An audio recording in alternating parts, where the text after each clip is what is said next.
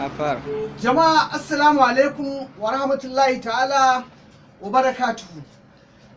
A yau a wannan cibiya mai tarin albarka ta Fadimatu Islamic and Herbal Center da ke nan garin Gaida, Kano, Najeriya, za mu bayani akan ainihin maganunuwa da kuma irin cututtukansu, ko kuma in ce cututtuka da irin maganunuwansu. A farko dai mu sani cewa fa manzan Allah sallallahu alaihi wasallam ya faɗa, yake cewa li kulli da'in dawa, ma anzalallahu da illa anzalallahu shifa'an. Allah bai saukar da duk wani ciwo ba face sai da ya saukar da maganinta ko da maganinsa. Yan uwa mu sani cewa wannan cibiya fa muna ta'amali da littattafai da yawa na musulunci waɗanda muke ta'amali da su, waɗanda muke karanta su mu fito muku da maganunuwa na cututtukan da suke damu ku. Mu sani cewa wannan cibiya ba wai muna yin abinmu da ka bane, muna tafai na musulunci da yawa na maganunuwa, irin tafai na irin su a Umar al-Andaki, ma'ana Taskirat Ibn Umar al-Andaki, muna tare da tafai irin nasu Imam al-Ghazali, muna tafai da tafai irin nasu Imam Suyudi ar-Rahmatu fi Tibb wal Hikima na maganunuwa. Kuma wannan cibiya mu sani cewa fa ba kawai lalle cewa ko kana Kano ko kana Najeriya kai kaɗai, a muna ta'amali da mutane da yawa waɗanda ba ma 'yan nan ƙasar bane. Ina so in magana yau musamman akan ainihin abin da ya shafi matsaloli na cututtuka na jikin ɗan adam. Mu sani da yawan wasu cutuka da muke ji muna gani ba a rayuwar nan tamu, ina mai tabbatar muku cewa da yawa ma ba ma ainihin cuta ce, a'a ɗan adam ne shine sanadin saka maka wannan, wani kuma a'a shaidan ne ko aljani.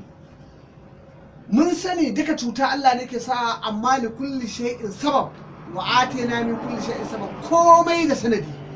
Da yawan mutane a wannan zamanin kasuwancin su ya lalace, da yawan mutane daga cikin wannan zamanin harkar su ta aure ta lalace, mutum shikenan kullum ba zama lafiya tsakaninsu da iyalansa.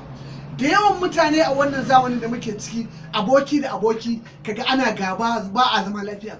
Da yawan mutane a wannan zamanin za ka dinga ganin cewa sun kulla harka ta lalace, neman aiki yake samu abu ya lalace. Wani abin da ake cewa ainihin shafa ce ko jifa ne da ɗan adam yakan iya yi. Wannan ƙur'ani ya tabbatar mana da cewa ɗan adam yana da matuƙar tasiri wajen cutar da ɗan uwansa ta hanyar yin wani dabaru ko ta hanyar yin wani tsafi wanda mu ba mu yarda da wannan ba, kuma muna maganinsa. Lallai tsafi gaskiya ne game shi, domin Allah ya faɗa cikin Qur'ani cikin suratul Baqara, wa taba'u ma til shayatin ala mulki Sulaiman wa ma kafara Sulaiman walakinna shayatin kafaru yu'allimuna an-nasa sihir.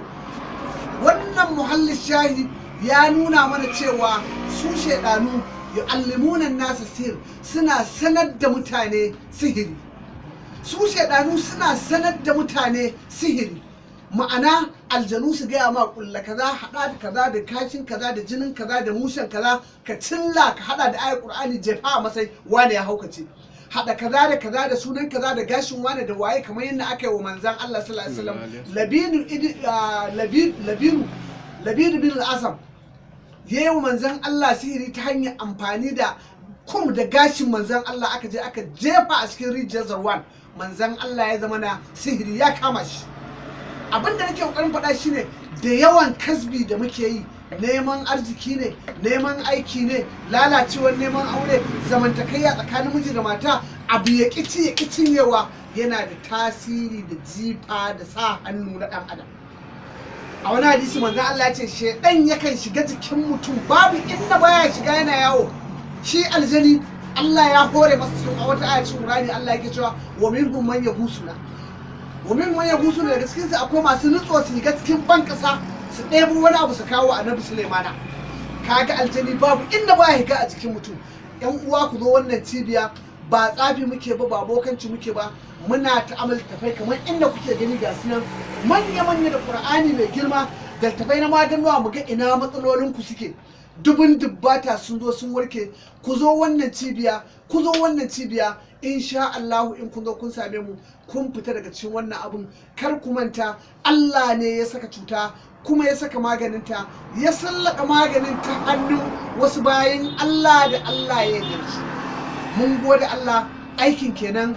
Fatanmu ku zo karɓi magani, ku zo karɓi magani a wannan cibiya ta Fadimatu Islamic and Herbal Center. A duk inda kuke a faɗin duniya muna da hanyoyin da kayanmu zai same ku. Ko kana Asian, ko kana India, ko kana Kamaru, ko kana Chadi, ko kina Burkina Faso, ko kana America ma, ta hanyar wannan hanyoyi na ainihin postal services, ma'ana hanyoyi na kai sakonni. Mun sai da za mu ɗauki kaya mu kai maka a duk inda kake, ballantana kuma wanda yake ɗan ƙasar mu Najeriya ko Afirka. Ku zo wannan cibiya, Allah ya kawo ku lafiya.